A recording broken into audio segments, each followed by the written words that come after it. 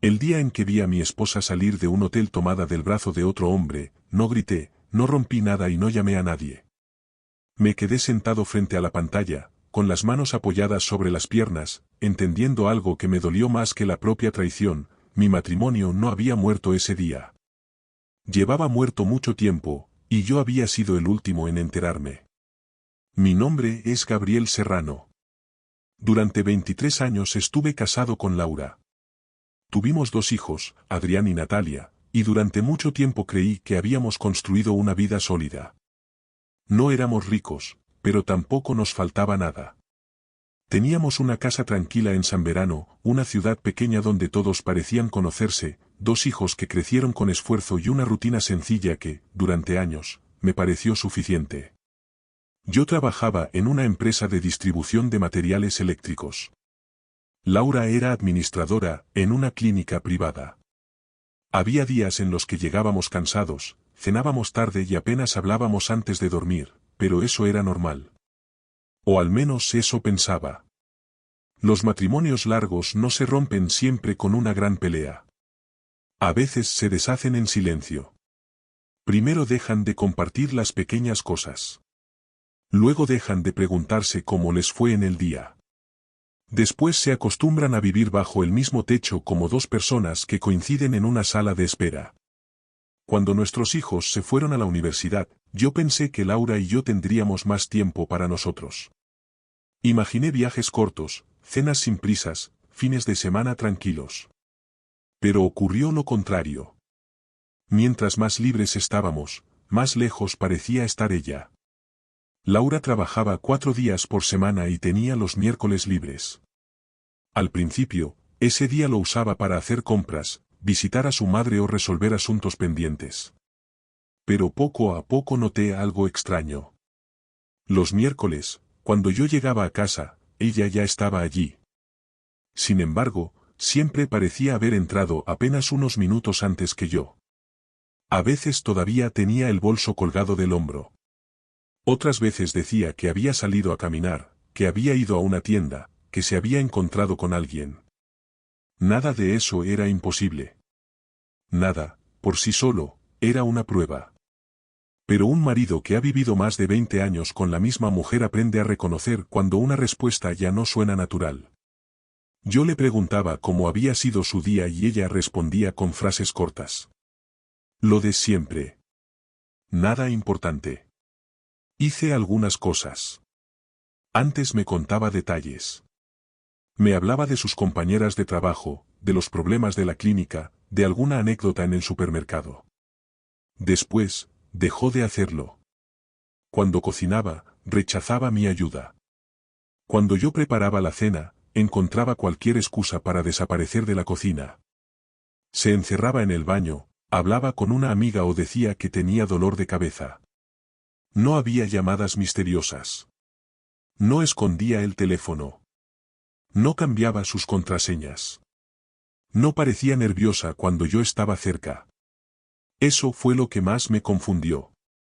Si hubiera encontrado un mensaje, una foto o una conversación sospechosa, habría sido más fácil. Pero no encontré nada. Revisé su correo una noche, cuando ella dormía. Revisé su teléfono otra vez, sintiéndome como la peor versión de mí mismo. No había nada. Nuestra vida íntima tampoco había desaparecido por completo. Pero Laura ya no estaba realmente conmigo. Su cuerpo podía estar a mi lado, pero su atención, su alegría y su interés parecían pertenecerle a otra persona. Yo no quería llenar mi casa de cámaras ni colocar un rastreador bajo su coche. No quería vivir como un detective dentro de mi propio matrimonio. Pero tampoco podía seguir fingiendo que todo estaba bien. Así que decidí concentrarme en lo único que se repetía cada semana, los miércoles. Contacté a un investigador privado llamado Marcos Vélez. Tenía una oficina pequeña sobre una tienda de repuestos de automóviles, en una calle antigua del centro de San Verano. Cuando me senté frente a él, no le conté toda mi vida. No podía. Me daba vergüenza incluso decirlo en voz alta. Solo le dije, mi esposa hace algo todos los miércoles. No sé qué es. Quiero que lo averigües sin que ella se entere. Marcos no hizo preguntas innecesarias. Me pidió una foto de Laura, la descripción de su coche, sus horarios y algunos lugares que solía visitar. Me advirtió que no sacara conclusiones antes de tener pruebas. 2 días más tarde me llamó. Su voz era tranquila, pero algo en su tono me hizo sentir un frío en el estómago. Me pidió que fuera a su oficina al día siguiente. Cuando llegué, no me hizo esperar. Cerró la puerta, se sentó frente a mí y puso una carpeta sobre el escritorio. Dentro había fotografías. En la primera, Laura estaba estacionando su coche frente al Hotel Brisas del Camino, un edificio de 3 plantas junto a la antigua autopista del norte. En la segunda, estaba sentada en el restaurante del hotel con un hombre de cabello gris, camisa azul y reloj caro. En la tercera, ambos caminaban hacia el ascensor. En otra foto aparecían saliendo del hotel varias horas después. Él tenía una mano apoyada en la espalda de Laura. Ella sonreía. No era una sonrisa casual. Era una sonrisa íntima, de esas que yo no veía en su rostro desde hacía demasiado tiempo. Marcos me explicó que el hombre se llamaba Iván Duarte. Era dueño de Duarte Servicios Hidráulicos, una empresa de fontanería grande y conocida en la región. Tenía empleados, vehículos de trabajo y contratos con varias constructoras. También estaba casado. Su esposa, Teresa Duarte, llevaba años enferma de cáncer de la sangre. Según Marcos, Laura e Iván se reunían en el mismo hotel cada miércoles. Comían juntos, subían a una habitación y salían por separado para evitar llamar la atención. Lo habían hecho durante casi 2 años. 2 años. Mientras yo creía que Laura estaba yendo al supermercado, visitando a su madre o caminando por el centro, ella estaba en una habitación de hotel con otro hombre. 2 años mientras yo intentaba hablar, invitarla a cenar, encontrar alguna forma de recuperar lo que habíamos tenido. Marcos también había conseguido grabaciones de seguridad de los pasillos y del estacionamiento, obtenidas mediante un proceso legal después de que el hotel confirmó que las reservas estaban asociadas a los mismos nombres y horarios. No necesitaba ver nada más. No quería ver nada más. Las imágenes de Laura entrando al ascensor junto a Iván, sonriendo y tocándole el brazo, ya eran suficientes. Pero Marcos me mostró una última grabación. Era la salida del hotel. Laura y él avanzaban por el pasillo. Iván tenía la mano firme sobre su espalda. Laura lo miró, sonrió y le dijo, «Hoy fue perfecto. Nos vemos el próximo miércoles». No lloré. Ni siquiera pude llorar. Me quedé sentado observando la pantalla apagada. Lo único que pensé fue que mi esposa había dejado de mirarme como a un hombre mucho antes de que yo entendiera lo que ocurría. Durante todo el camino de regreso a casa, no supe qué hacer. Una parte de mí quería llegar, tirar las fotos sobre la mesa y exigirle una explicación. Otra parte quería salir de la ciudad y no volver jamás. Pero cuando abrí la puerta, Laura estaba en la cocina, cortando verduras como si nada hubiera pasado. Me preguntó si quería cenar temprano. Yo la miré y sentí algo extraño. No era amor. No era odio. Era distancia. Una distancia enorme. Le dije que no tenía hambre y me fui al dormitorio. Esa noche dormimos en la misma cama, pero yo ya no sentía que estuviera acostado junto a mi esposa. Sentía que estaba al lado de una desconocida. Pasé el jueves y el viernes evitando conversaciones. El fin de semana fue igual. Laura no pareció notar nada. O tal vez sí lo notó, pero estaba demasiado acostumbrada a que yo no hiciera preguntas difíciles. El lunes siguiente me reuní con Julián Robles, un abogado de familia que me habían recomendado años atrás. Julián era un hombre de voz grave, cabello blanco y una forma directa de hablar que al principio me incomodó. Me explicó cómo funcionaría el divorcio, qué podía esperar, cómo se repartirían los bienes y cómo proteger los intereses de nuestros hijos. Después le mostré las pruebas. Revisó las fotografías, vio los vídeos y guardó silencio durante varios minutos. Finalmente me preguntó qué quería hacer. Yo le dije que quería divorciarme, pero que también quería que Iván enfrentara las consecuencias de lo que había hecho. Julián me advirtió que no buscara venganza ciega. Me explicó que, en nuestro estado ficticio, existía una vía civil limitada para reclamar daños contra alguien que hubiera interferido de forma consciente y prolongada en un matrimonio. No era una solución mágica. No garantizaba dinero. No garantizaba justicia. Podía ser costosa, lenta y dolorosa. Entonces, ¿por qué quieres hacerlo?, me preguntó. Yo lo miré y respondí, porque él creyó que podía entrar en mi vida, romper mi familia y salir de ella sin perder nada. Julián se reclinó en su silla. No puedes controlar lo que el juez decida, Gabriel. Pero podemos actuar con inteligencia. Primero, resolvemos tu divorcio. Después veremos qué hace él. Le pedí una sola cosa, no quería que Teresa, la esposa enferma de Iván, fuera utilizada como arma. No quería destruir a una mujer que no me había hecho daño. El responsable era Iván. Laura también era responsable de sus decisiones. Pero Teresa no merecía recibir una noticia así mientras luchaba por su vida. Julián entendió. Preparamos 2 cartas. Una para Laura y otra para Iván. Ambas recibieron una citación para asistir a una reunión en el despacho de Julián el martes siguiente a las 10 de la mañana. Elegimos el mismo horario porque sabíamos que ninguno de los dos le contaría al otro. Laura llegó primero. La secretaria me contó después que entró nerviosa, preguntando por qué la habían citado allí. 5 minutos más tarde apareció Iván. Cuando ambos se vieron en la sala de espera, el miedo en sus rostros respondió todas las preguntas que todavía podían existir. Se sentaron lejos uno del otro. Laura fingía leer una revista. Iván miraba hacia la ventana, pero no podía dejar de mover la pierna. Yo llegué unos minutos después. Cuando Laura me vio, se puso de pie. Gabriel, ¿qué haces aquí? Iván también se levantó, pero no dijo nada.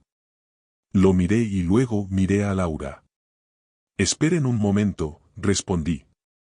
Entré al despacho de Julián sin explicar nada. Quería que sintieran, aunque fuera por unos minutos, la misma incertidumbre que yo había sentido durante semanas. Poco después, la secretaria abrió la puerta y los invitó a pasar a la sala de reuniones. Julián, Marcos y yo estábamos sentados en un lado de la mesa. Laura e Iván se sentaron frente a nosotros. Laura intentó hablar primero, pero Julián levantó una mano. Señora Serrano, señor Duarte, todo quedará claro en unos minutos. Luego se inclinó hacia adelante. Los hemos citado porque mi cliente tiene información suficiente sobre la relación que ustedes mantienen desde hace aproximadamente 21 meses. Sabemos que se reúnen todos los miércoles en el Hotel Brisas del Camino. Sabemos que han usado el mismo patrón durante casi 2 años. Y sabemos que ambos ocultaron esa relación a sus respectivos cónyuges. Laura bajó la mirada. Iván permaneció inmóvil. Julián deslizó un sobre hacia Laura. Este documento es una propuesta de divorcio. Incluye una división justa de los bienes, la venta de la casa y la distribución correspondiente de los activos. Gabriel asumirá por completo los gastos universitarios pendientes de sus hijos. No busca dejarla sin nada. Busca terminar un matrimonio que usted decidió abandonar mucho antes de que él tuviera pruebas. Laura abrió el sobre con las manos temblando. Gabriel, por favor, ¿podemos hablar de esto? Yo no respondí. Julián continuó, si la señora Serrano decide rechazar el acuerdo y convertir el proceso en una disputa prolongada, el divorcio se presentará con base en infidelidad y las pruebas formarán parte del expediente. Iván finalmente habló. ¿Qué pruebas tienen? Marcos encendió la pantalla de la sala. Aparecieron fotografías de ellos entrando al hotel, imágenes de las cámaras del estacionamiento y un registro detallado de las fechas. Laura se cubrió la boca. Iván miró las imágenes con rabia. No pueden usar eso, dijo. Julián respondió con calma. Estas pruebas se obtuvieron por medios legales y serán evaluadas por el tribunal si es necesario. Pero hoy no estamos aquí para debatir la parte técnica. Estamos aquí porque el señor Duarte debe entender que sus actos tuvieron consecuencias. Julián deslizó un segundo sobre hacia Iván. Este documento es una notificación de posible demanda civil por daños al vínculo matrimonial. No estamos solicitando dinero hoy. No. Estamos amenazando a su esposa. No vamos a contactar a Teresa Duarte ni a utilizar su estado de salud para castigarla. Pero cuando llegue el momento apropiado, mi cliente conservará el derecho de reclamar por el daño que usted contribuyó a causar. Iván abrió el sobre y palideció. Por primera vez, su seguridad desapareció. Mi esposa está enferma, dijo con voz baja. No pueden hacerle esto. Julián lo miró fijamente. No se lo estamos haciendo a ella, señor Duarte. Usted fue quien tomó decisiones durante años mientras ella luchaba por su vida. Yo me incliné hacia adelante. Cuídala bien, Iván. Dale todo lo que merece. Porque ella no tiene la culpa de lo que hiciste. Pero tú sí tendrás que vivir cada día sabiendo que, tarde o temprano, tus decisiones te alcanzarán. Laura comenzó a llorar. Gabriel, lo siento. No sé cómo llegué a esto. Me sentía sola. Los niños se fueron. Tú estabas ocupado. Yo me sentía vieja y olvidada. Iván me hizo sentir importante. Me dolió escucharla, pero ya no podía aceptar aquello como una explicación. Tal vez te sentiste sola, le dije. Pero tuviste 2 años para hablar conmigo. 2 años para decirme que estabas triste, aburrida o confundida. En lugar de eso, elegiste mentirme cada miércoles.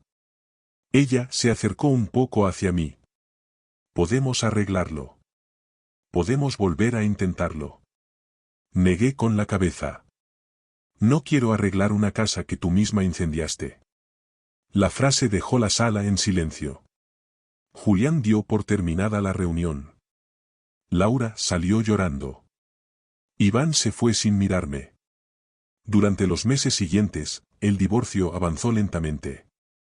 Laura no aceptó todo de inmediato. Hubo mediación, terapia obligatoria y discusiones difíciles. De pronto, la mujer que me había ignorado durante casi 2 años quería hablar todos los días. Quería recordar nuestros viajes, nuestras primeras cenas, el día en que nació Adrián, la primera vez que Natalia fue a la escuela. Era extraño. Durante tanto tiempo había sido invisible para ella, y ahora que yo quería irme, se había convertido en el centro de su mundo. Pero para mí ya era tarde. La confianza no se rompe una sola vez. Se rompe cada vez que una persona elige mentir, esconderse y regresar a casa fingiendo que nada ocurrió. Mientras tanto, Iván hizo exactamente lo que Julián había previsto. Empezó a vaciar su vida sobre el papel. Vendió su camioneta a su hijo por una cantidad ridícula. Transfirió partes de su empresa a nombre de su hijo Adrián Duarte. Vendió su casa a su hija Mariana por una cifra simbólica. Movió cuentas, herramientas, contratos y fondos de jubilación a manos de sus hijos. El objetivo era claro: si algún día yo presentaba la demanda, él quería parecer un hombre sin bienes. Un trabajador común, alguien sin propiedades ni ahorros. Pero el problema con las mentiras es que nunca se quedan quietas. Siempre necesitan más mentiras para sostenerse. Iván siguió trabajando en la empresa, aunque ahora todo estaba a nombre de su hijo. Siguió viviendo en la misma casa, aunque legalmente era de su hija. Siguió tomando decisiones, aunque fingía no tener poder. Y mientras tanto, Teresa continuaba luchando contra su enfermedad. 2 años después de aquella primera reunión, Teresa murió. Cuando Marcos me llamó para decírmelo, no sentí alegría. Sentí tristeza por una mujer a la que nunca conocí. Había pasado sus últimos años enferma mientras su esposo llevaba una doble vida. Nadie merece eso. Una semana después, Julián envió la notificación formal a Iván. Esta vez no se trataba de amenaza, ni de presión, ni de venganza improvisada. Era una reclamación civil presentada de forma legal. Iván fue citado nuevamente al despacho. Yo estuve allí junto a Julián y Marcos. Pero esta vez, antes de que comenzara la reunión, también habían llegado su hijo y su hija. Ambos eran adultos y aparecían como dueños legales de la empresa, la casa y varios bienes. Julián les explicó que no tenían obligación de tomar partido, pero que era importante que entendieran el contexto de las transferencias que su padre había hecho. Iván entró sonriendo. Estaba convencido de que había ganado. Se sentó frente a nosotros y dijo, ya les dije que no tengo nada. Julián abrió una carpeta. Señor Duarte, hace 2 años fue informado de que Gabriel Serrano podía presentar una reclamación civil contra usted por participar conscientemente en la destrucción de su matrimonio. En ese tiempo, usted transfirió sus bienes a sus hijos, mantuvo el control de sus negocios y trató de presentarse como una persona sin recursos. Esa conducta será revisada. Iván se recostó en la silla. No pueden quitarme nada. La empresa es de mi hijo. La casa es de mi hija. Mi dinero ya no existe. Julián lo miró sin alterarse. Tal vez no podamos obligarlo a pagar de inmediato. Pero el tribunal puede considerar el modo en que esas transferencias fueron hechas, el momento en que ocurrieron y su intención. Iván se rió. Buena suerte. No tengo miedo. Marcos encendió la pantalla. Esta vez no aparecieron Laura ni el Hotel Brisas del Camino. Aparecieron fotografías de Iván con otras mujeres, tomadas meses después de terminar su relación con Laura. Entrando a restaurantes, saliendo de bares, abrazando a mujeres casadas que también habían engañado a sus parejas. Iván miró la pantalla y luego nos miró a nosotros. ¿Y eso qué prueba? Julián respondió, prueba un patrón. Prueba que su conducta no fue un error aislado. Prueba que usted mantuvo relaciones con varias mujeres mientras su esposa estaba gravemente enferma. Iván soltó una risa fría. El mundo está lleno de mujeres aburridas. Mujeres que necesitan sentirse deseadas. Yo solo les di lo que querían. Entonces su hija Mariana comenzó a llorar.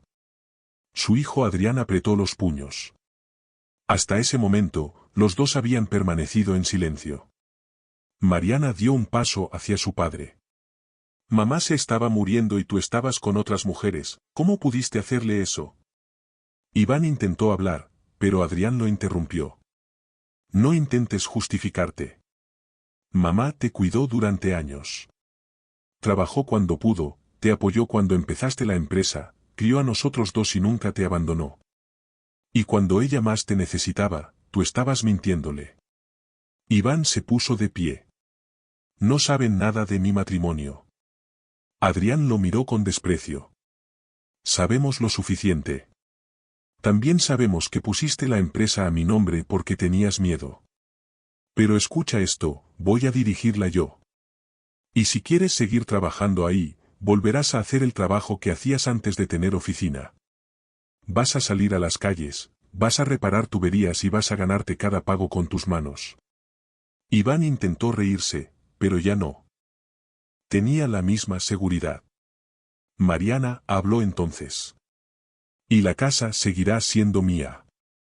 Mamá siempre decía que quería que mis hijos crecieran en un lugar con espacio. Tú me la diste para esconderte. Pero ahora la voy a usar para cumplir el deseo de ella. Iván miró a sus hijos como si acabara de entender que todo había cambiado. No pueden hacerme esto, dijo.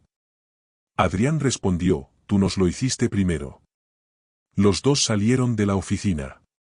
Iván se quedó sentado, con el rostro vacío. No necesitaba que un juez lo destruyera. Había perdido algo que no podía comprar, el respeto de sus hijos. Yo lo miré y no sentí alegría. Sentí cansancio. Durante años había imaginado ese momento. Había pensado que me sentiría poderoso, satisfecho, vengado. Pero no fue así.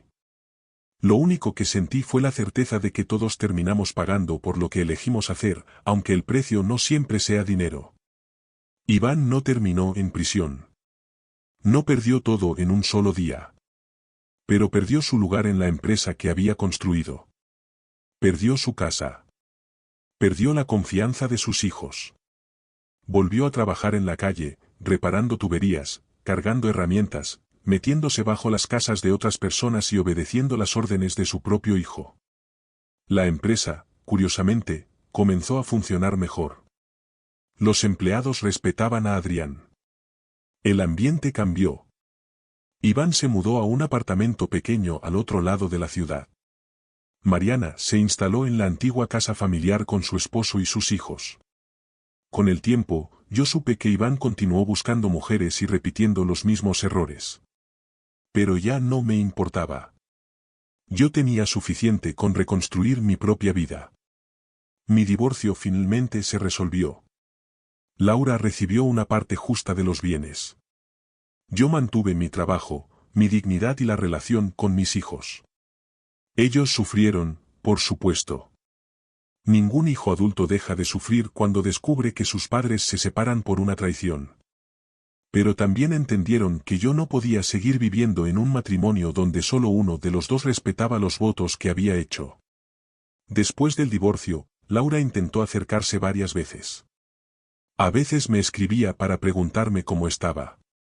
Otras veces hablábamos cuando coincidíamos en el cumpleaños de los niños o en alguna reunión familiar. Nunca fui cruel con ella. No necesitaba serlo. La indiferencia se convirtió en algo mucho más fuerte que la rabia. Meses después, Julián me presentó a Valentina, una mujer que también había pasado por un divorcio doloroso. No fue amor inmediato. No hubo promesas rápidas ni grandes discursos. Solo empezamos a hablar. Tomábamos café, caminábamos por el parque y nos reíamos de cosas simples. Valentina no intentaba ocupar el lugar de Laura. No necesitaba hacerlo. Era distinta. Era directa. Cuando algo le molestaba, lo decía. Cuando estaba feliz, lo demostraba.